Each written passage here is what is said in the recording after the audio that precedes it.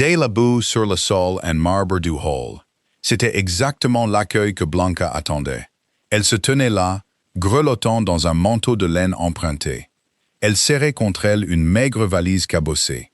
Au-dessus d'elle, en haut du grand escalier, Axton Sanders, le duc de Westford, daigna à peine baisser les yeux.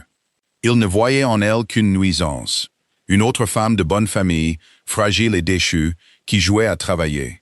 Il se tourna vers son vieux majordome avec un ricanement sec. Le son résonna contre les murs de pierre humide. Elle ne tiendra pas un mois ici. Il avait raison. À l'été, elle n'avait pas seulement tenu. Elle dirigeait sa maison, et sans doute lui aussi. L'hiver tenait le domaine de Brierley à la gorge. Le givre grimpait sur les vitraux plombés. Il épaississait l'obscurité déjà oppressante du grand hall. Blanca Harlow ne frissonnait pas. Elle venait de passer les 3 dernières heures dans une diligence qui tanguait. Le plancher était cassé, et ses bottes trempaient dans la neige fondue glaciale.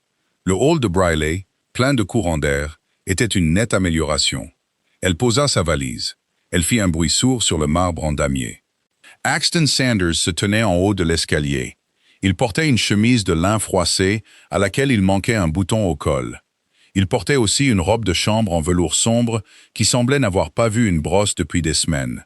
Son menton était ombré par une barbe de 3 jours. Il ressemblait moins à un duc qu'à un vagabond qui serait entré par effraction dans la maison d'un noble. « Monsieur Grimby » dit Axton, sans baisser la voix. « Qu'est-ce que c'est que ça ?» Thomas Grimby, un majordome dont la colonne vertébrale s'était courbée depuis longtemps sous le poids des humeurs de son employeur, joignit les mains dans son dos. « La nouvelle gouvernante, Votre Grâce, Mademoiselle Harlow, envoyée par l'agence de Londres. » Axton descendit enfin. Ses pantoufles en cuir claquaient paresseusement contre les marches de pierre. Il tourna autour de Blanca, s'arrêtant à environ 1 mètre d'elle. Il sentait le brandy rassis et la laine humide. « Vous êtes trop jeune, » déclara sèchement Axton, « et trop propre. » La dernière gouvernante ressemblait à une vieille botte usée. Elle est partie en pleurant au bout de 4 jours. Vous serez en larmes demain soir. Blanca garda le menton haut. Ses mains étaient fermement rentrées dans ses poches pour cacher la teinte bleue de ses doigts. Je vous assure, Votre Grâce, que j'ai laissé mes larmes à Londres. Je n'avais pas les moyens de payer leur transport en diligence. Axton s'arrêta. Ses yeux sombres se posèrent sur son visage. Il remarqua ses traits pour la première fois. Il nota la ligne acérée de sa mâchoire, les cernes sombres sous ses yeux gris. Il vit le col usé de son manteau, expertement reprisé avec de minuscules points invisibles. Il n'aimait pas son ton. Il n'aimait pas sa présence. Brierley n'est pas une œuvre de charité pour les dames démunies. Il l'avertit en se penchant légèrement. Le personnel est sauvage. Le toit de l'aile ouest fuit. J'exige un silence absolu avant midi, et je déteste les questions. Si vous vous attendez à un foyer chaleureux et à un employeur paternel, faites demi-tour et retournez au village. J'attends 14 livres par an, le gîte et le couvert, répondit Blanca. Et je préfère le personnel sauvage. Ils sont plus faciles à dresser que les paresseux. Maintenant, si vous avez fini d'essayer de m'effrayer, j'aimerais voir les cuisines. Axton la fixa. Un muscle tressaillit sur sa mâchoire. Il tourna brusquement les talons, retournant vers l'escalier. « Donnez-lui les clés, Grimby. » Axton lança par-dessus son épaule. Il s'arrêta sur la 3e marche, sans se retourner. « Elle ne tiendra pas 1 mois ici. »« Très bien, Votre Grâce, » murmura Grimby. Une fois que la lourde porte en chêne en haut de l'escalier se referma, le silence envahit à nouveau le hall. Grimby se tourna vers Blanca. Son visage était lourdement marqué par l'épuisement. Il sortit de sa poche un énorme trousseau de clés en fer. Il cliqueta comme la chaîne d'un geôlier. Il pensait ce qu'il a dit, Mademoiselle Harlow. Grimby dit doucement. Le duc est difficile. Le domaine est à l'abandon depuis la tragédie, il y a 4 ans. Le personnel fait ce qu'il veut. C'est un endroit dur pour une femme. Le monde est bien plus dur en dehors de ses murs, Monsieur Grimby. Blanca prit le lourd trousseau de fer. Le métal mordit sa paume froide. C'était comme une encre. C'était la survie. Montrez-moi les grands livres. Le salon de la gouvernante était un placard amélioré près de l'office. Il sentait le moisi et les vieux oignons. Le petit bureau dans le coin était couvert de papier poussiéreux. Il y avait des factures de bouchers impayées et des listes d'inventaire datant d'une époque où Brierley recevait encore des invités. Blanca n'enleva pas son manteau.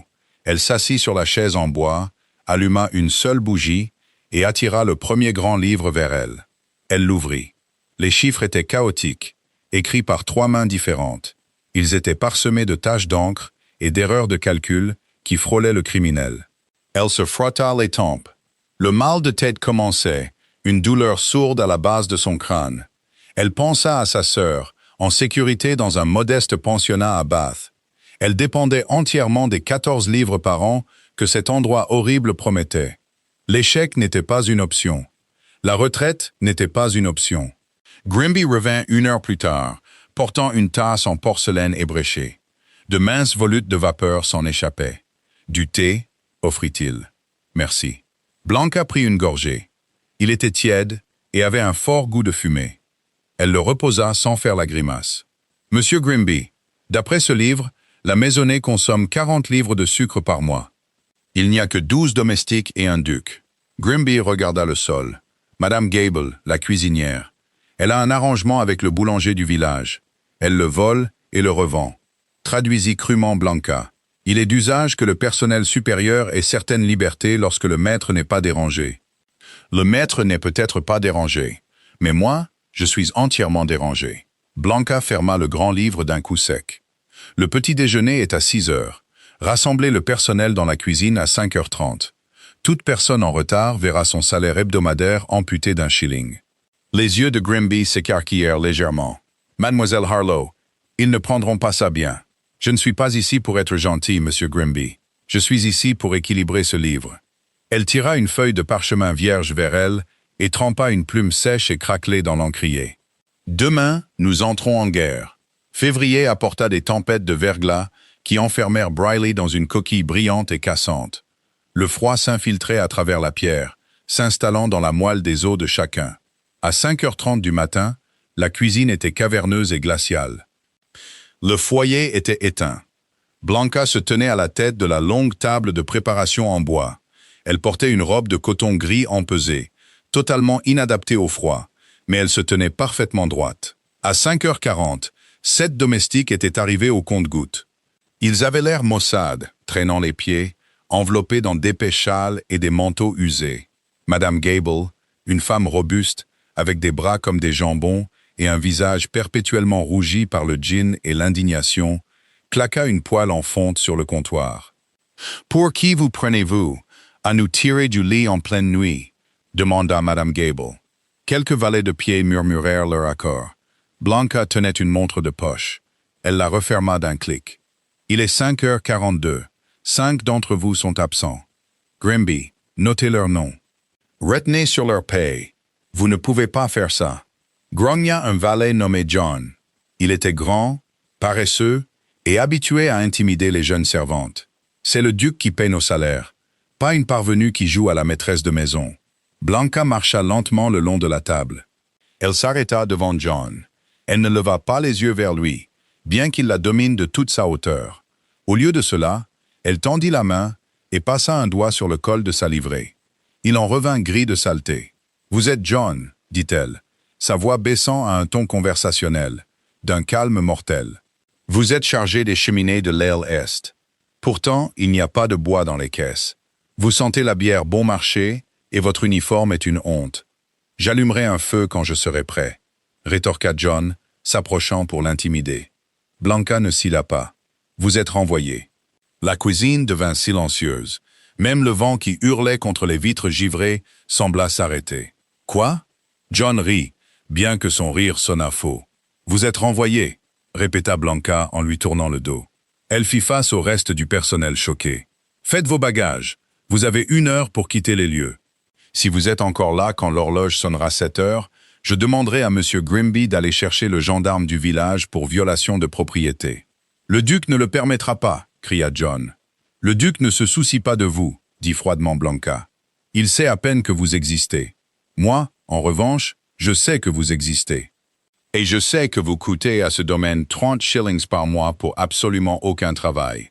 Dehors. » John chercha le soutien de Madame Gable, mais la cuisinière était soudainement très intéressée par la poêle vide. Il déglutit difficilement, marmonna une série de jurons et sortit de la cuisine en trombe. Blanca se tourna vers Madame Gable. « 40 livres de sucre, Madame Gable. C'est terminé aujourd'hui. Vous recevrez exactement la quantité requise pour les menus de la semaine. Si nous en manquons, le duc boira son thé amer, et je lui dirai exactement de qui c'est la faute. Nous sommes-nous bien comprises? La mâchoire de Madame Gable travailla en silence, avant qu'elle n'acquiesce d'un signe de tête sec et saccadé. « Excellent, » dit Blanca. « Allumez le feu. » La journée a commencé. À l'étage, Axton Sanders fut réveillé par un son étrange. C'était le grattement rythmique et énergique d'une brosse métallique contre la pierre. Il se traîna hors du lit, la tête battant à cause du Porto Bon Marché qu'il avait bu la veille. Il enfila sa robe de chambre et sortit dans le couloir.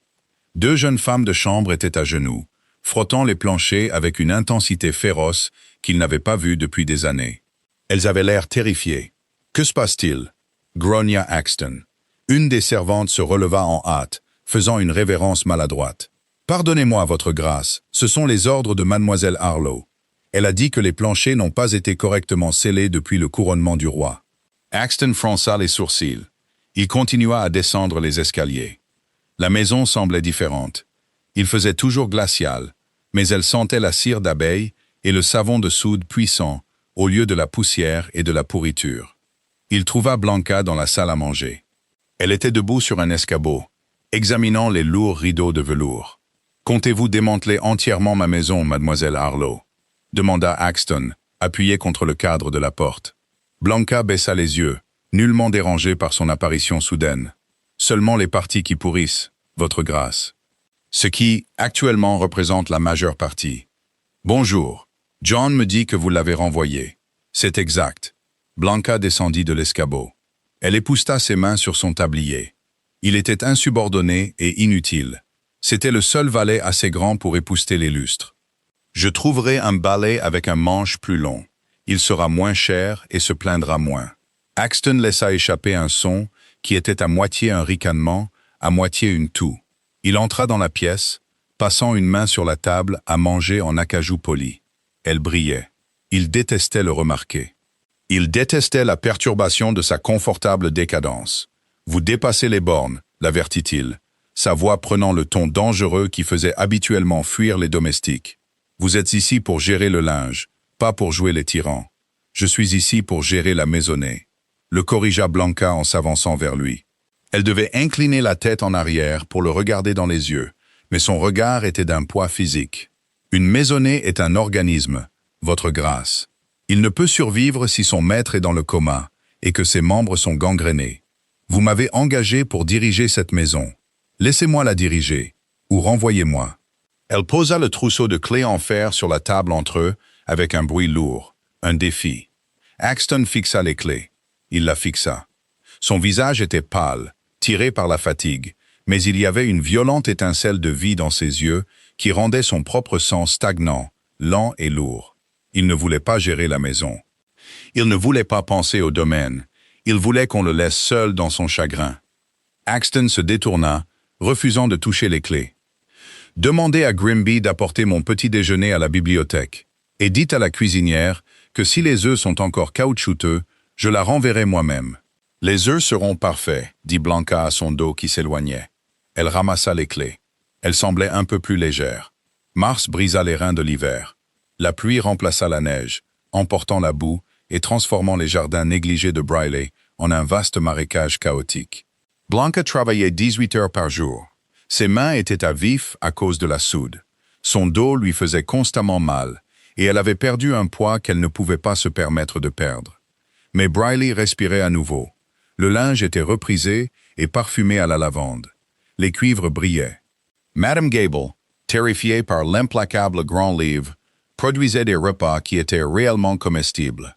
Le reste du personnel se déplaçait avec détermination, réalisant rapidement que mademoiselle Harlow était parfaitement juste, les payait à temps, et les écorcherait vifs s'ils se relâchaient. Axton le remarqua. Il essaya de ne pas le faire. Il restait enfermé dans sa bibliothèque des jours entiers, n'en sortant que pour épuiser son cheval à travers les landes. Mais la bibliothèque était plus chaude maintenant. Le feu était toujours parfaitement entretenu. Son brandy préféré était toujours réapprovisionné, bien qu'il ne l'ait jamais demandé. Le courant d'air persistant de la fenêtre avait disparu. Blanca avait discrètement ordonné à un charpentier du village de réparer le châssis. Le silence entre eux était un armistice. Ils parlaient rarement, communiquant par des grands livres laissés sur les bureaux et des notes laconiques écrites dans les marges. Puis vint la tempête. C'était un mardi de fin avril. La pluie n'avait pas cessé depuis 3 jours. Le sol était saturé et le ciel d'un violet contusionné. Blanca était dans son petit salon, comptant les salaires de la semaine, quand elle entendit le craquement. On aurait dit un coup de canon venu d'en haut. Elle laissa tomber sa plume et courut. Elle monta les escaliers de service 4 à 4, débouchant sur le palier du 2e étage, juste au moment où Grimby arrivait en courant de la direction opposée, une lanterne se balançant follement dans sa main. « Le toit, mademoiselle !» cria Grimby, par-dessus le rugissement du vent. Les vieilles ardoises ont cédé au-dessus de l'extension de la bibliothèque. La bibliothèque d'Axton, le dépositaire de 300 ans d'histoire des Sanders, est le seul endroit où le duc trouvait jamais du réconfort. Blanca n'hésita pas. Réveillez les hommes. Apportez des seaux, des bâches, des couvertures de laine épaisse, tout ce qui repousse l'eau. Allez-y. Elle sprinta dans le couloir et ouvrit les lourdes portes doubles de la bibliothèque. C'était un désastre. Une énorme section du plafond en plâtre s'était effondrée sous le poids de l'eau. La pluie tombait en une nappe lourde et implacable directement sur les tables de lecture centrales. Elle éclaboussait violemment les imposantes étagères en acajou qui contenaient des éditions originales et de fragiles manuscrits vieux de plusieurs siècles. Axton était déjà là. Il était frénétique. Il était complètement trempé, sa chemise blanche collée à sa peau, essayant désespérément de transporter une énorme brassée de livres trempés loin du déluge. Il glissa sur le tapis mouillé, laissant tomber 2 volumes. Il jura, un son brut et désespéré qui perça le bruit de la tempête. « Arrêtez !» cria Blanca. Axton se retourna. « Sortez! Envoyez les valets! Il n'y a pas le temps de les sortir. » Blanca attrapa un énorme et lourd tapis persan du côté sec de la pièce. « Aidez-moi à le traîner. Nous couvrirons les étagères basses. » Axton la fixa une fraction de seconde, puis se jeta en avant. Ensemble, ils soulevèrent le tapis massif et poussiéreux sur les bibliothèques autoportantes, créant une tente rudimentaire. Le personnel fit irruption dans la pièce. « Formez une chaîne !» ordonna Blanca, sa voix tranchant dans la panique comme un fouet. Des seaux sous la brèche. Grimby, emmenez les garçons à l'étage avec la bâche et clouez-la sur les solives de l'intérieur. Bougez-vous, bon sang. Pendant les 2 heures qui suivirent, il n'y avait ni duc, ni gouvernante, ni domestique. Il n'y avait que la bataille frénétique contre l'eau. Blanca était trempée jusqu'aux os. Ses cheveux s'étaient échappés de son chignon serré, tombant en lourdes cordes mouillées dans son dos. Elle transportait des seaux aux côtés de Madame Gable, ses bras tremblants sous le poids. Axton était au sommet d'un lourd bureau, attrapant les seaux que Blanca lui passait et jetant l'eau par une fenêtre fissurée. Ses mains saignaient à force de frotter contre la pierre, mais il ne s'arrêta pas. Il baissa les yeux vers Blanca. Son visage était strié de saleté et de poussière de plâtre. Sa poitrine se soulevait, mais elle ne cessait de passer les seaux. Elle était une machine, une force de la nature bien plus puissante que la tempête au dehors. Finalement, vers 3 heures du matin, le déluge ralentit pour devenir un goutte-à-goutte gérable. Les garçons à l'étage avaient sécurisé la bâche. La bibliothèque était en ruine, mais les livres, les précieux et irremplaçables livres, étaient en sécurité. Le personnel s'effondra sur les zones sèches du sol, à bout de souffle. Blanca se tenait appuyée contre une étagère sèche, ses jambes tremblant violemment. Elle ferma les yeux, essayant de réguler sa respiration. Axton descendit du bureau. Il était couvert de plâtre et de crasse. Il marcha lentement vers Blanca. Il congédia le personnel d'un geste de la main. « Allez, vous tous, mettez-vous au sec. » Ils sortirent en hâte, laissant Axton et Blanca seuls dans la pièce ruinée et humide. Axton s'arrêta devant elle. Il regarda ses cheveux mouillés, sa robe abîmée, les ampoules qui se formaient sur ses paumes. Il fouilla dans sa poche, en sortit un mouchoir en lin relativement sec et le lui tendit. Blanca ouvrit les yeux. Elle regarda le mouchoir, puis leva les yeux vers lui. Elle ne le prit pas. « Je vous l'avais dit », dit-elle d'une voix rauque et épuisée. « Je ne pleure pas. » Axton laissa échapper un rire court et haletant. C'était un son rouillé, Quelque chose qui n'avait pas servi depuis des années. Il ne retira pas sa main. Au lieu de cela, il s'avança et essuya doucement une tache de plâtre humide sur sa joue. Son contact était incroyablement chaud contre sa peau glacée. Blanca se figea, le souffle coupé. « Vous avez sauvé les journaux de mon père », dit Axton doucement. Le ton aristocratique avait disparu.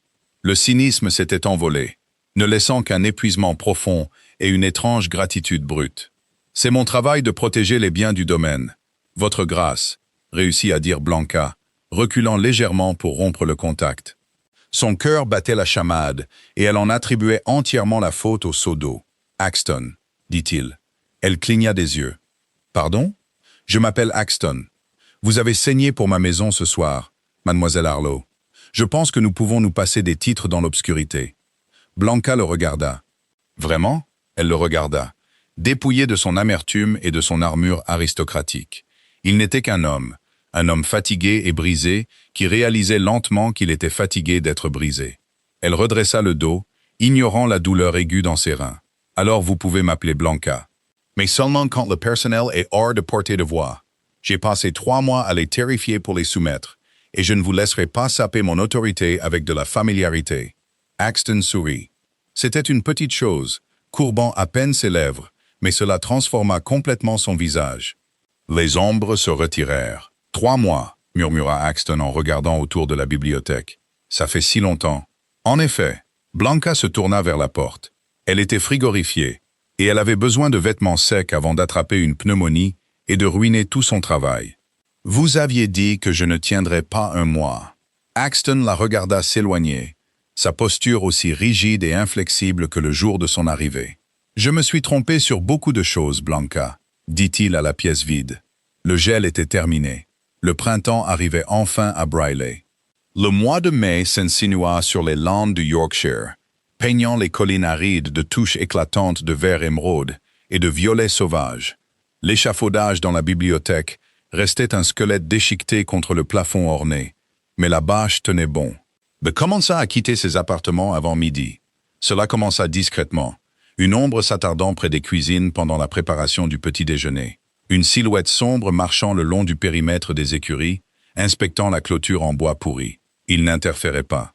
Il observait simplement. Blanca l'ignora. Elle avait un désastre bien plus pressant à gérer qu'un employeur nouvellement conscient. Elle avait trouvé le coffre cerclé de fer dans la cave. Il fallut Grimby et 2 valets pour le monter dans le salon de la gouvernante. La serrure était rouillée, nécessitant un lourd ciseau en fer pour la briser. À l'intérieur ne se trouvaient pas les registres opérationnels actuels, mais les comptes profonds, les dettes ancestrales, les rendements des terres, les locataires, les eaux de Brierley. Ils étaient écrasés sous une montagne d'encre rouge. Blanca était assise à son petit bureau à minuit, entourée de parchemins cassants. La seule bougie projetait de longues ombres vacillantes sur son visage. Elle tenait une loupe en argent à son œil, plissant les yeux pour déchiffrer une écriture qui ressemblait à des araignées ivres. Le père d'Axton avait été un joueur. Le frère aîné d'Axton, le duc précédent, mort subitement d'une fièvre, avait été un imbécile qui avait investi dans des compagnies maritimes fantômes.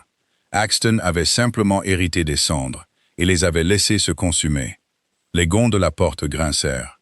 Blanca ne leva pas les yeux. « Si vous êtes ici pour les clés de la cave à vin Grimby, dites au maître qu'il est privé de sortie.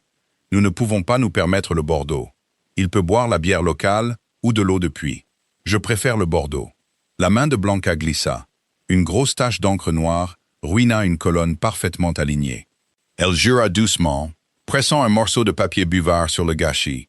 Axton se tenait dans l'embrasure de la porte. Il était entièrement habillé, non pas en robe de chambre, mais en pantalon de laine sombre et chemise de lin blanc, les manches retroussées jusqu'au coude. Il s'était rasé. Les angles vifs de sa mâchoire étaient nets, révélant un visage remarquablement aristocratique, mais durci par des années de négligence délibérée. Il entra dans la pièce exiguë. Elle était bien trop petite pour lui. Il semblait occuper tout l'air, apportant avec lui l'odeur de la pluie et du cuir de sel. « Vous étiez réveillé après minuit, nota Axton, appuyé contre le cadre de la porte. « Il faut bien que quelqu'un le soit, répondit Blanca, la voix tendue. Elle ne le regardait pas. Elle était vivement consciente de ses manches retroussées, de la ligne forte de ses avant-bras. Elle détestait le remarquer. Vous êtes lourdement endetté, Axton, ou plutôt votre domaine l'est.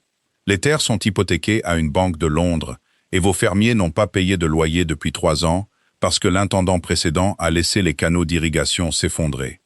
Axton traversa le petit espace. Il tira un tabouret en bois destiné aux soubrettes et s'assit à côté de son bureau. Leurs genoux n'étaient qu'à quelques centimètres l'un de l'autre. « Montrez-moi ». Blanca hésita. Elle regarda son visage. Le détachement cynique avait disparu, remplacé par une concentration sombre et dure. Elle fit glisser le grand livre principal vers lui. Pendant les 3 heures qui suivirent, ils ne parlèrent ni de la tempête, ni de la bibliothèque, ni de l'étrange tension électrique qui flottait entre eux depuis qu'il lui avait touché la joue. Ils parlèrent en chiffres. Axton se pencha sur le bureau, son épaule frôlant la sienne alors qu'il suivait les lignes d'investissement ruineux. Il n'était pas stupide. Il comprit les mathématiques instantanément, son esprit vif et impitoyable une fois enfin appliqué au problème. « Nous vendons la maison de ville de Londres », dit soudain Axton, son doigt tapotant une dépense annuelle massive. « Elle est vide. Le toit là-bas fuit probablement aussi. Vous ne pouvez pas vendre la propriété de Mayfair, » argumenta Blanca en fronçant les sourcils. « C'est votre point d'ancrage social. Si jamais vous vous mariez, votre duchesse exigera une saison. Je ne me marie pas. Sa voix était plate, définitive. Vendez-la. Utilisez le capital pour rembourser entièrement la banque. Prenez le reste et engagez un ingénieur de York pour réparer les canaux des fermiers. » Blanca le fixa. « Vous dépouilleriez votre titre de son bien le plus précieux pour réparer des fossés boueux pour des éleveurs de moutons. Les éleveurs de moutons sont ma responsabilité. Les vautours de la société londonienne ne le sont pas. » Axton tourna la tête. Son visage était très proche du sien. Elle pouvait voir les paillettes dorées dans ses yeux sombres, la légère cicatrice qui traversait son sourcil gauche. « Faites-le, Blanca.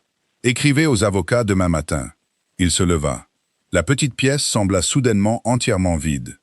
Il s'arrêta à la porte. « Vous avez de l'encre sur le menton, » murmura-t-il. Blanca rougit, s'essuyant le visage avec sa manche. « Bonne nuit, Blanca. »« Bonne nuit, Axton. » Elle resta assise dans le noir longtemps après son départ, le grand livre oublié. Les murs de Brierley n'étaient plus les seules choses qui bougeaient. La glace dans sa poitrine, la barricade froide et dure qu'elle avait construite pour survivre au monde, se fissurait. C'était bien plus dangereux que n'importe quelle dette. Juin arriva avec une chaleur lourde et dorée qui s'installa sur les landes comme une épaisse couverture. Brierley était transformé. Les sols brillaient, le personnel portait une livrée impeccable, et l'odeur d'agneau rôti et de thym frais flottait depuis la cuisine de Madame Gable. Blanca était dans le hall principal, donnant des instructions à un valet sur l'alignement correct des portraits ancestraux, lorsque le lourd heurtoir retentit. Grimby ouvrit la porte. Une voix aiguë et perçante traversa le calme de l'après-midi. « Mon Dieu, Grimby, vous avez l'air plus vieux que la pierre. Dites à mon neveu que nous sommes arrivés, et que quelqu'un aille chercher les malles. Les routes sont atroces. » Lady Catherine Saunders, la tante d'Axton, entra dans le hall. Elle était drapée dans une soie de voyage coûteuse, qui bruissait comme des feuilles sèches. Derrière elle suivait sa fille, Mademoiselle Clara, une jeune fille pâle au visage aigre, qui semblait sentir en permanence quelque chose de nauséabond. Et derrière elle, une suite de 5 domestiques traînant de lourdes malles en cuir. Elle n'avait pas écrit. Elle n'avait pas été invitée. Blanca s'avança, lissant ses mains sur son tablier de lin gris. « Bonjour, je suis Mademoiselle Harlow, la gouvernante. Nous n'attendions pas d'invité. » Lady Catherine s'arrêta.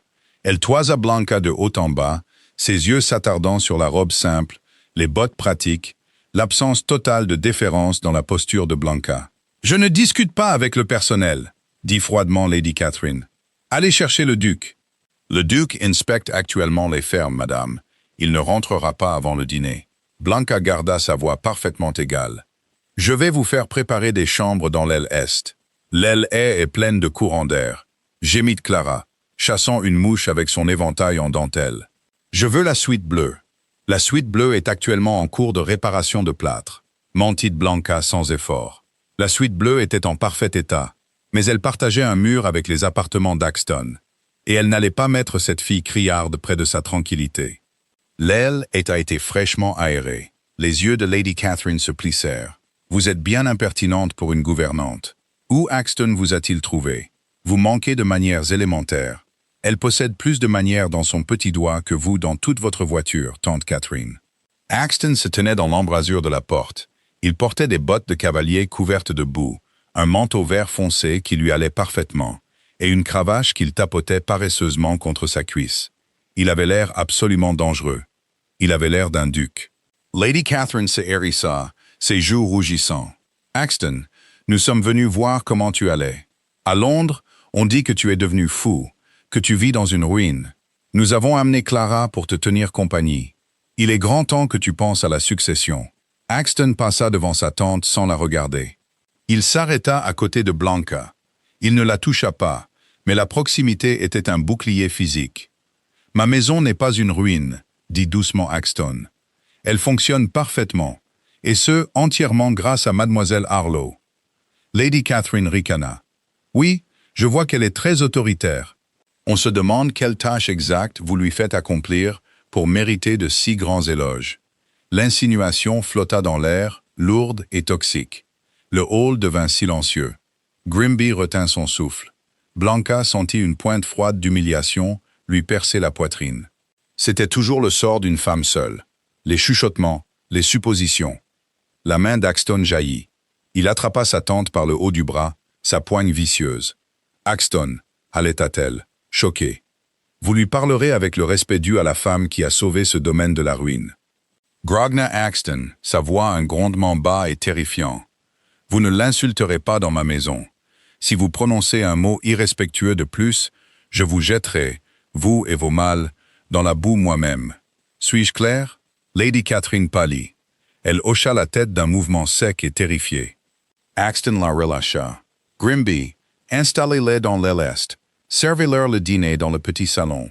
Je ne souhaite pas les voir ce soir. » Il se tourna et monta les escaliers 4 à 4. Blanca resta parfaitement immobile. Son cœur battait violemment contre ses côtes. Elle avait passé toute sa vie à mener ses propres batailles. Personne ne s'était jamais interposé pour elle. Personne n'avait jamais défendu son honneur avec une force aussi brutale et intransigeante. « Mademoiselle Harlow » demanda doucement Grimby. Blanca cligna des yeux, forçant sa respiration à se calmer. Elle se tourna vers les nobles dames terrifiées. « L'aile était par ici, madame. Veuillez suivre les valets. » Cette nuit-là, Brierley semblait suffocant. L'air était épais de mots non dits. Blanca était assise dans son petit salon, les grands livres ouverts, mais les chiffres se brouillaient. L'insulte de Lady Catherine résonnait dans son esprit. On se demande quelle tâche exacte vous lui faites accomplir. C'était le coup de grâce pour sa réputation, même si c'était entièrement faux. Elle était une dame de naissance, contrainte au service par la pauvreté. Si la société la croyait maîtresse du duc, elle ne pourrait plus jamais trouver d'emploi respectable. Plus important encore, la réputation de sa sœur serait détruite par association. Le pensionnat la renverrait. La survie. Tout revenait toujours à la survie. Elle ferma le grand livre. La décision s'installa dans son estomac comme une pierre. Elle avait fait ce pourquoi elle avait été engagée. La maison fonctionnait. Les dettes étaient gérées. Le duc était de nouveau vivant. Il était temps de partir. La fin du mois de juin apporta une soirée humide et étouffante. Le ciel était de la couleur des pêches meurtries. Le soleil plongeant sous l'horizon, laissant un lourd crépuscule dans son sillage. Derrière l'aile ouest se trouvait l'ancienne roseraie. Pendant 4 ans, ce fut une jungle sauvage et épineuse de bois morts et de mauvaises herbes étouffantes. Blanca avait ordonné aux jardiniers de couper la pourriture. Maintenant, des éclats frais et violents de roses pourpres et blanches se frayaient un chemin à travers le sol, fleurissant avec une vitalité désespérée contre les anciens murs de pierre. Blanca marchait sur le chemin de gravier, tenant une lourde cisaille en fer. Elle coupa la tête morte d'une rose blanche, le claquement résonnant dans l'air calme. « Vous vous cachez. » Blanca ne sursauta pas. Elle reconnut le pas lourd de ses bottes sur le gravier. Elle se tourna lentement. Axton se tenait au bout du chemin. Il avait enlevé son manteau et sa cravate. Sa chemise blanche était ouverte au col, révélant la colonne forte de sa gorge. Le crépuscule attrapait les angles vifs de son visage, le faisant paraître plus sauvage, plus primitif qu'il ne l'avait été depuis des mois. « Je taille » corrigea Blanca, se retournant vers le buisson. Le bois mort étouffe les nouvelles pousses. Il faut le couper, même si cela blesse la plante. Axton descendit lentement le chemin, réduisant la distance entre eux. Ma tante et ma cousine sont parties ce matin. Je leur ai dit de ne pas revenir. Je sais. J'ai approuvé les provisions pour la voiture. Elle coupa une autre branche. Elle tomba sur la terre. Vous avez aussi écrit une lettre à l'agence pour l'emploi à Londres, dit Axton. Sa voix était dangereusement calme. Blanca se figea. La lourde cisaille pendait dans sa main. Vous lisez mon courrier sortant. Grimby me l'a apporté. Il était inquiet. Grimby est un traître, et je retiendrai sur sa paye. Vous partez. Ce n'était pas une question. C'était une accusation. Blanca se tourna enfin pour lui faire face. L'espace entre eux était chargé, l'air épais du parfum lourd et enivrant des roses en fleurs. « J'ai fait mon travail, Axton, » dit-elle, sa voix tremblant légèrement malgré ses efforts pour la garder froide. « La maison fonctionne. Les dettes sont restructurées. Vous n'avez plus besoin d'un tyran. Vous avez besoin d'une gouvernante traditionnelle. Je me fiche de la maison. » Axton s'approcha. Le gravier craqua sous ses bottes. « Je me soucie de vous. » Blanca recula d'un pas, son dos heurtant le treillis épineux. « Ne dites pas ça.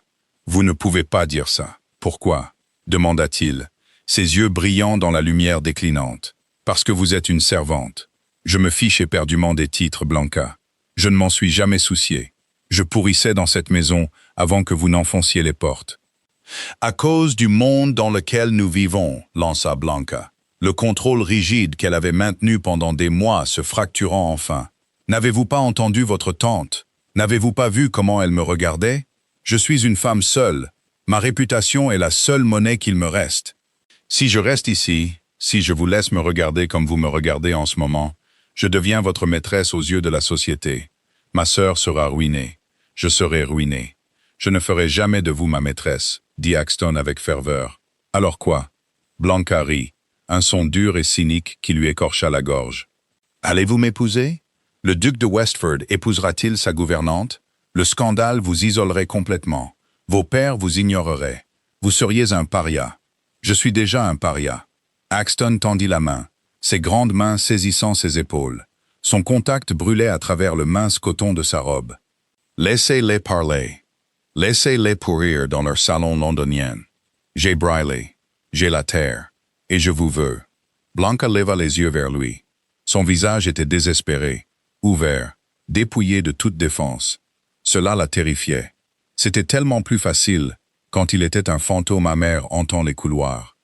Cet homme féroce et vital, était un danger pour tous les murs qu'elle avait construits. « Vous ne savez pas ce que vous demandez, » murmura-t-elle, une larme la trahissant enfin, glissant chaude et rapide sur sa joue. Je me suis battu si durement, juste pour survivre, Axton. Je ne peux pas me permettre de rêver. Les rêves sont pour les gens qui ont un filet de sécurité. Si je tombe, je me brise. Axton se rapprocha, envahissant complètement son espace. Il leva une main, son pouce attrapant la larme sur sa joue, tout comme il avait essuyé le plâtre des mois auparavant. « Alors, ne tombez pas, » murmura-t-il, sa voix baissant à un murmure rauque et brisé. Laissez-moi vous rattraper. Il l'embrassa. Ce n'était pas un baiser poli et aristocratique. C'était soudain et désespéré, né de mois de tensions étouffées, de mots durs et de victoires silencieuses partagées dans des pièces glaciales. Blanca haleta contre sa bouche, ses mains s'élevant pour le repousser, mais ses doigts se crispèrent sur le tissu de sa chemise à la place, le saisissant avec une égale désespérance. La cisaille glissa de sa main, cliquetant inutilement contre les pierres. Il avait le goût du thé et de la pluie, ses bras enroulés autour de sa taille, la tirant contre sa poitrine, l'ancrant contre la tempête de sa propre panique. Blanca ferma les yeux, s'abandonnant enfin à la chaleur dévastatrice qu'elle s'était refusée si longtemps. Pendant un instant fugace et fracturé dans le jardin, envahi par la végétation. Il n'y avait pas de grands livres, il n'y avait pas de société, il n'y avait que la chaleur de sa peau, et le battement féroce et indéniable de son cœur contre le sien. Quand il se retira enfin, ils respiraient tous les deux lourdement. Axton appuya son front contre le sien, ses mains tenant toujours sa taille comme si elle allait disparaître en fumée s'il la lâchait. « Restez, » murmura-t-il, son souffle effleurant ses lèvres. « Épousez-moi, Blanca. Laissez-les parler. Je construirai une forteresse autour de vous, si épaisse que le reste du monde ne vous touchera plus jamais. Blanca ouvrit les yeux. Le crépuscule avait disparu, remplacé par une nuit profonde et étoilée. La réalité de ses paroles s'imposa à elle. C'était une offre magnifique, impossible. Un conte de fées écrit dans un monde qui ne respectait que l'argent froid et dur et les lignées de sang. Elle recula. L'air froid se précipita dans l'espace entre eux. « Une forteresse reste une prison, Axton, » dit-elle doucement, sa voix creuse. Elle se tourna et sortit du jardin, laissant la lourde cisaille en fer rouiller sur la terre et le duc debout seul dans le noir. À l'aube, sa valise était faite. Au lever du soleil, elle était partie. Le mois d'août à Bath était entièrement dépourvu de charme. Les foules à la mode étaient parties depuis longtemps pour les domaines de campagne, laissant derrière elles une ville étouffante de pierres cuites, d'air stagnant et de loyers exorbitants. Blanca vivait dans une chambre mansardée exiguë au-dessus d'une boulangerie, dans une rue étroite et tachée de suie. L'air sentait toujours la levure brûlée et le fumier de cheval. Elle était assise sur une chaise en bois branlante, tenant une aiguille à la lumière déclinante de l'après-midi. Elle raccommodait une lourde robe de brocart pour la femme d'un riche marchand qui se plaignait d'un seul point de couture manqué, mais refusait de payer à temps. Les yeux de Blanca brûlaient. Ses mains, qui avaient guéri de la soude agressive des sols de Brierley, étaient maintenant piquées à vif par des aiguilles bon marché. En bas, une horloge sonna 5 heures. Blanca plia le lourd tissu, ses épaules endolories par un feu sourd et familier. Elle déverrouilla une petite boîte en fer blanc cachée sous son matelas et y laissa tomber 3 pièces de cuivre. C'était loin d'être suffisant. Quitter Brierley avait été une nécessité tactique, mais cela avait entièrement détruit son filet de sécurité financier. Elle n'avait pas demandé de lettre de recommandation à Grimby. Comment aurait-elle pu? La soudaineté de son départ, les rumeurs chuchotées qu'elle savait devoir circuler parmi les soubrettes, après qu'on l'ait vue dans le jardin avec le duc, tout était trop volatile.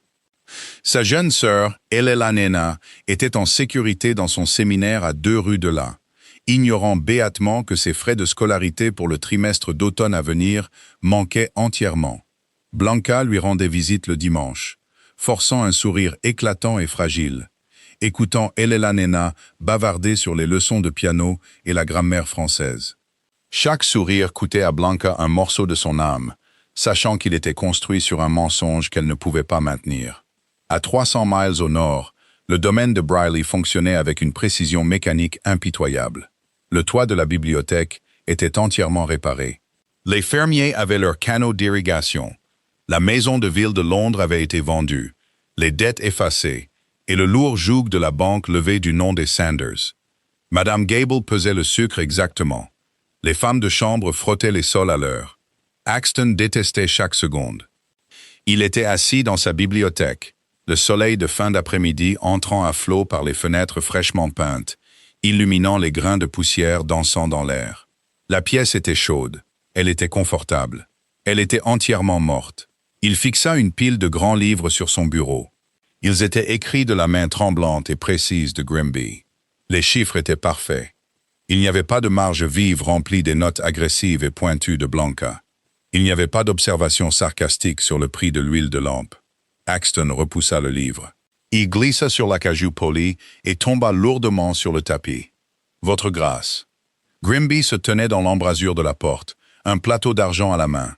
Il avait l'air plus vieux, ses épaules légèrement plus voûtées qu'au printemps. « Je n'ai pas faim, Grimby, » dit Axton, regardant par la fenêtre les landes lointaines. Grimby ne partit pas. Il entra dans la pièce et posa le plateau sur le bord du bureau. « C'est du mouton rôti, votre grâce. Madame Gable s'est souvenue que c'était votre préférence le mardi.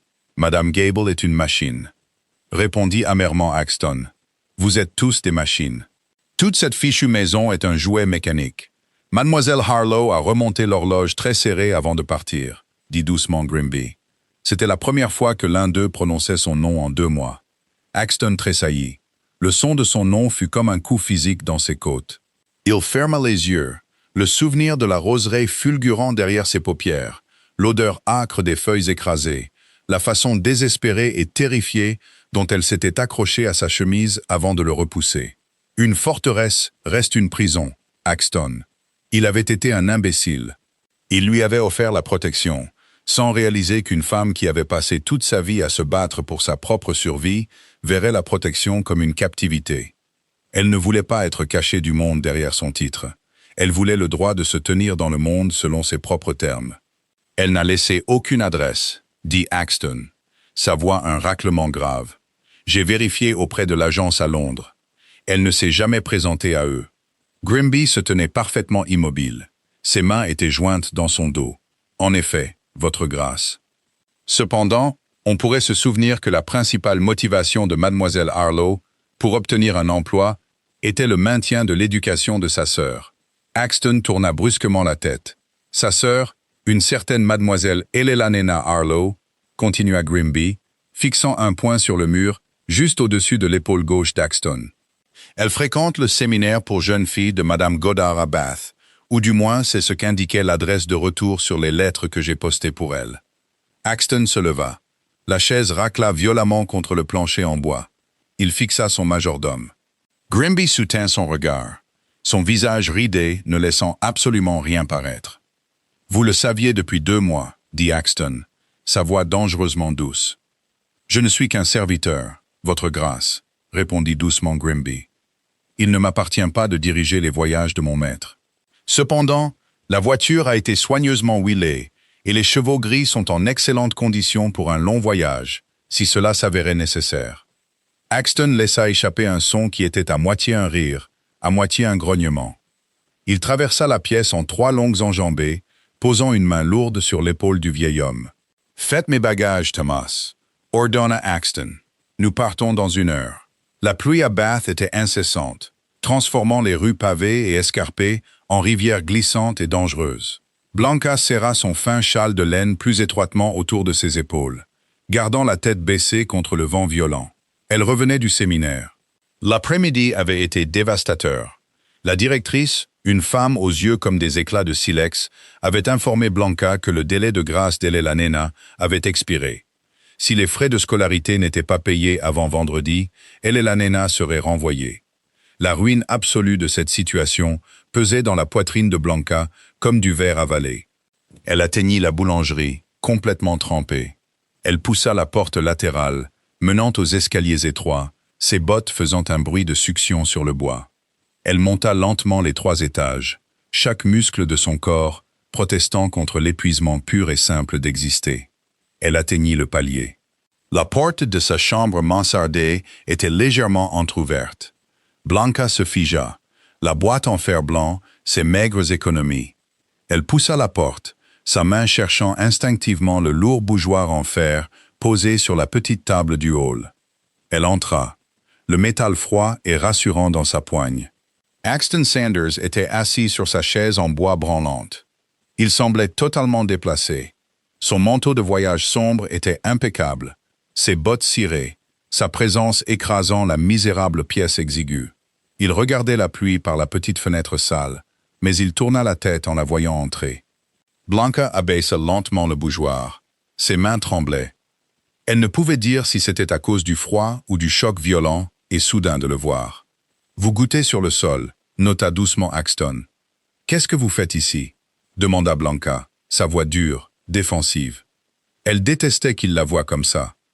Elle détestait la misère de sa chambre, la piètre qualité de sa robe, l'échec absolu qu'elle représentait. « Comment m'avez-vous trouvé ?»« Grimby » répondit simplement Axton. Il se leva. Il ne s'avança pas vers elle. Il garda une distance prudente et délibérée entre eux. Il a gardé l'adresse de retour de vos lettres à votre sœur. Blanca ferma les yeux, une nouvelle vague de panique montant en elle. Vous êtes allé à l'école. Axton, si on vous a vu demander après moi, après Helena, je ne suis pas allé à l'école. L'interrompit Axton, sa voix ferme. Je suis allé à la banque locale. J'ai créé une fiducie anonyme au nom d'Helena. Ses frais de scolarité sont payés pour les 5 prochaines années, y compris l'école de perfectionnement en Suisse dont elle vous a parlé en mai. Les yeux de Blanca s'ouvrirent en grand. L'air quitta ses poumons. Vous quoi? C'est une fiducie anonyme, continua Axton, soutenant son regard. Personne ne sait que cela vient de moi. La réputation de votre sœur est entièrement en sécurité. La directrice a reçu le chèque de banque il y a 1 heure. Blanca le fixa. Le soulagement qui l'envahit était si intense qu'il lui fit fléchir les genoux, mais il fut instantanément suivi d'une fierté féroce et brûlante. « Je ne peux pas accepter ça. Je ne suis pas un cas de charité. Je ne me laisserai pas acheter. Ce n'est pas de la charité. C'est un arriéré de salaire, dit sèchement Axton. Il fouilla dans la poche de son manteau et en sortit un épais document plié. Il le jeta sur la petite table entre eux. « Vous avez fait économiser 50 000 livres à mon domaine en restructurant les dettes de Londres et en améliorant les rendements agricoles. Le pourcentage standard d'un intendant sur ce recouvrement de capital serait d'environ 5 000 livres. Je n'ai mis que 2 000 dans la fiducie. Techniquement, je vous dois encore de l'argent. » Blanca regarda le document, puis son visage. Le duc cynique et amer qu'elle avait rencontré en février avait disparu. L'homme désespéré dans la roseraie avait disparu. L'homme qui se tenait devant elle, maintenant était entièrement ancré, d'une logique impitoyable et dangereusement calme. « Je ne suis pas venu ici pour vous ramener de force dans une forteresse, » dit Axton, sa voix baissant légèrement, perdant son ton dur. « Vous aviez raison. Je vous ai offert une cage. J'étais un lâche essayant de nous cacher tous les deux du monde, parce que j'étais trop fatigué pour le combattre. » Il combla enfin la distance entre eux. Il ne la toucha pas, mais il se tenait assez près pour qu'elle puisse sentir la chaleur qui émanait de lui, sentir l'odeur familière de la pluie et du cuir. « Je ne suis plus fatigué, » dit Axton, la regardant dans les yeux. « Vous m'avez réveillé, Blanca. Vous m'avez sorti de ma propre tombe par le col et m'avez forcé à vivre. Je ne veux pas d'une gouvernante. Je ne veux pas d'une maîtresse. Et je ne veux pas d'une duchesse fragile en porcelaine à cacher dans un salon. » Il désigna le document sur la table. « C'est un contrat légal, » dit Axton. « C'est un contrat de mariage rédigé par mes avocats à Londres. Il vous garantit un contrôle indépendant sur les comptes de Brierley. Il place le budget de fonctionnement entièrement à votre nom. Si jamais je perds la tête et que j'essaie de vous enfermer, vous avez le droit légal de vider les caisses du domaine et de partir. Vous détenez les clés. » Blanca regarda le lourd parchemin. Son cœur battait si fort qu'il ressemblait à un oiseau piégé se débattant contre ses côtes. « La société chuchotera encore, » murmura-t-elle, levant les yeux vers lui. « Ils diront que je vous ai manipulé. Ils diront que vous vous êtes marié en dessous de votre rang. Laissez-les dire ce qu'ils veulent. » Répondit Axton, un sourire sombre et féroce courbant ses lèvres. « Nous les inviterons tous à Brierley. Nous leur servirons le rôti parfait de Madame Gable, et ils pourront vous regarder diriger le plus grand domaine du Yorkshire. S'ils vous insultent, je les jetterai dans la boue. S'ils vous ennuient, vous pourrez leur couper l'approvisionnement en vin. » Il leva une main, ses doigts effleurant légèrement sa joue froide et humide. « Soyez mon égal, Blanca, » dit-il, l'ordre entièrement dépouillé, ne laissant qu'une supplique brute et honnête. « Épousez-moi, combattez le monde avec moi, pas seulement pour moi. » Blanca resta parfaitement immobile. La pièce froide et humide sembla s'estomper.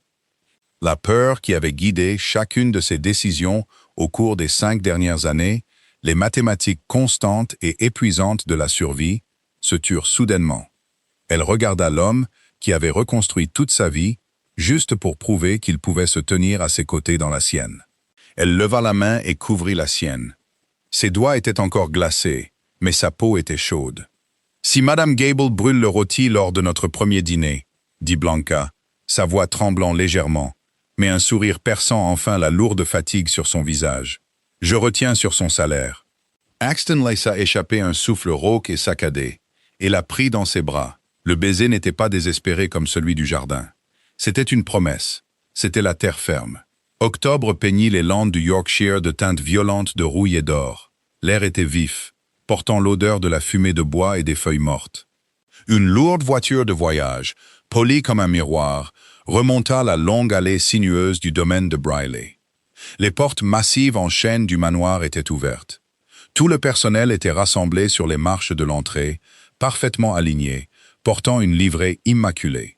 À l'avant se tenait M. Grimby, la colonne vertébrale plus droite qu'elle ne l'avait été depuis une décennie. À côté de lui, Madame Gable s'essuyait furieusement les yeux avec un tablier enfariné, ignorant complètement les regards choqués des valets. La voiture s'arrêta. Le valet se précipita pour ouvrir la porte et abaisser les marches. Axton sortit le premier. Il portait un manteau sombre parfaitement taillé. sa présence imposante et nette. Il se tourna et offrit sa main. Blanca descendit sur le gravier. Elle ne portait pas le gris terne et usé d'une gouvernante désespérée.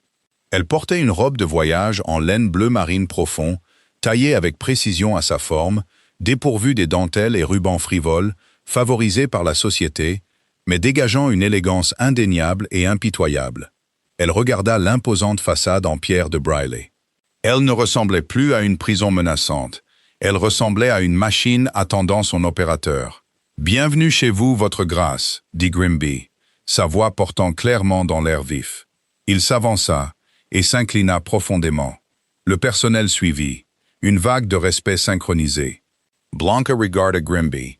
Elle nota le brillant de ses chaussures, la perfection absolue de l'alignement des valets.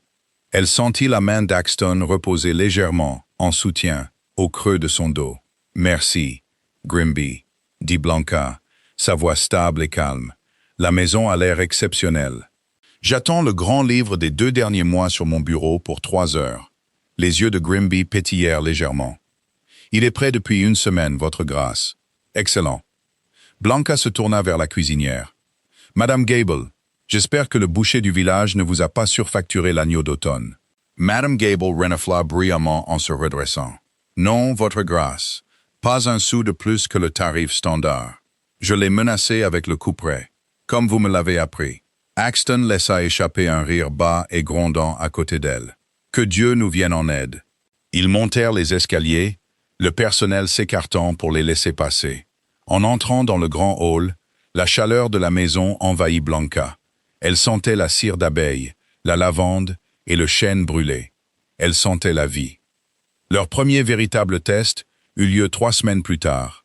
Lord et Lady Hatherley, membres éminents de l'aristocratie locale, qui avaient ignoré Brierley pendant des années, envoyèrent une note demandant une visite formelle pour le dîner. C'était une mission de reconnaissance à peine voilée. La société était avide de ragots sur le duc fou, qui aurait épousé sa soubrette. Le soir du dîner, Blanca se tenait devant le miroir de la suite principale. Elle portait une robe de soie vert émeraude foncé. Elle était simple, totalement dépourvue des lourds et ostentatoires diamants qui étranglaient habituellement le cou des duchesses. Son seul bijou était une unique et lourde chaîne en or portant le trousseau de clés en fer de la maison, discrètement glissé dans une poche dans les plis de sa jupe. Axton entra dans la pièce, attachant ses manchettes.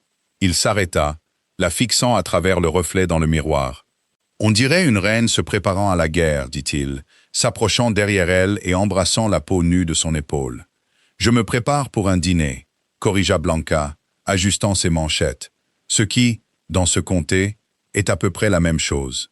Le dîner fut un chef-d'œuvre d'intimidation. Lady Hatherley, une femme entièrement composée d'angles vifs et de condescendance, tenta à plusieurs reprises de piéger Blanca. Elle posa des questions pointues sur la lignée familiale de Blanca, sur son absence de saison à Londres, sur l'excentricité charmante d'Axton, épousant une femme aux compétences si pratiques. Blanca ne cilla pas. Elle ne rougit pas. Elle était assise à la tête de la longue table en acajou, la colonne vertébrale parfaitement droite, et démantela Lady Hatherley avec la même efficacité impitoyable qu'elle utilisait sur les grands livres. « La lignée de ma famille est assez simple, Lady Hatherley, » dit doucement Blanca en sirotant son vin. « Nous remontons notre sang à la conquête normande, bien que nous n'ayons malheureusement pas eu le bon sens de voler autant de terres que vos ancêtres. Quant à mes compétences pratiques, c'est précisément pour cela que ce domaine rapporte actuellement un bénéfice 20% plus élevé que celui de votre mari. À ce propos, Lord Hatherley, votre intendant gère terriblement mal votre rotation des cultures de l'Est. Vous devriez vraiment y regarder de plus près avant de perdre le blé de printemps. » La table devint silencieuse. Lord Hatherley devint violet, balbutiant dans sa serviette. La bouche de Lady Hatherley s'ouvrit et se ferma comme un poisson hors de l'eau. Axton était assis à l'autre bout de la table, adossé à sa chaise, faisant tourner son brandy. Il ne fit aucun mouvement pour intervenir. Il regardait simplement sa femme commander la pièce. Un air de fierté profonde et arrogante était gravé sur chaque ligne de son visage. Au moment où la voiture des Attilis s'éloigna cette nuit-là, la hiérarchie locale avait été entièrement réécrite. Les rumeurs d'une servante fragile et manipulée étaient mortes. À sa place se tenait une duchesse terriblement compétente, qui savait exactement à combien s'élevaient les dettes de chacun. Tard cette nuit-là, longtemps après que le personnel fut couché, la maison était entièrement silencieuse. Axton entra dans la bibliothèque. La pièce immense était chaude. Le feu était parfaitement entretenu dans la grande cheminée. L'odeur de vieux papier et de cuir était profondément réconfortante. Blanca était assise à la table de lecture centrale. La lourde bâche avait disparu depuis longtemps, remplacée par un magnifique plafond en plâtre fraîchement peint. Elle avait un grand livre opérationnel ouvert, une bougie vacillant à côté d'elle, le front plissé de concentration, alors qu'elle totalisait une rangée de chiffres.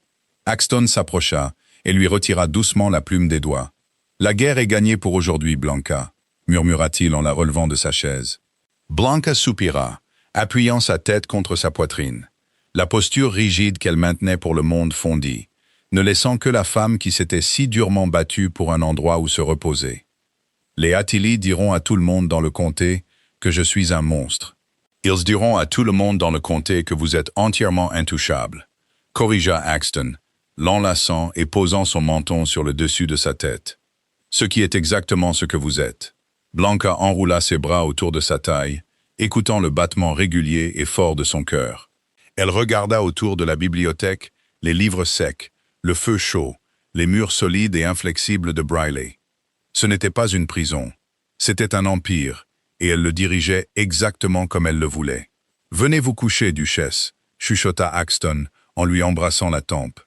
Blanca sourit dans la laine sombre de son manteau. « Seulement si vous rangez les grands livres correctement, Axton. Je ne suis pas votre domestique. » Axton rit. Un son plein de vie et de lumière qui résonna contre les pierres anciennes. « Non, mon amour, vous êtes mon maître. » Et alors qu'il la portait hors de la bibliothèque, laissant derrière eux les lourds livres et les chiffres, Blanca sut qu'il avait absolument raison. Elle avait tenu le mois, elle avait survécu à l'été, et elle allait régner sur le reste de sa vie. Si le défi féroce de Blanca et le cœur obstiné d'Axton vous ont captivé, vous ne voudrez pas manquer la suite. Alors que la chaleur de l'été monte au domaine de Brierley, la bataille pour le contrôle de la maison se transforme en une bataille pour leur cœur. S'il vous plaît, aimez cette vidéo, partagez-la avec d'autres amateurs de romances historiques et abonnez-vous à la chaîne pour ne rien manquer du reste de l'histoire de Blanca et Axton. Laissez un commentaire ci-dessous. Qu'auriez-vous fait pour dompter le duc de Westford?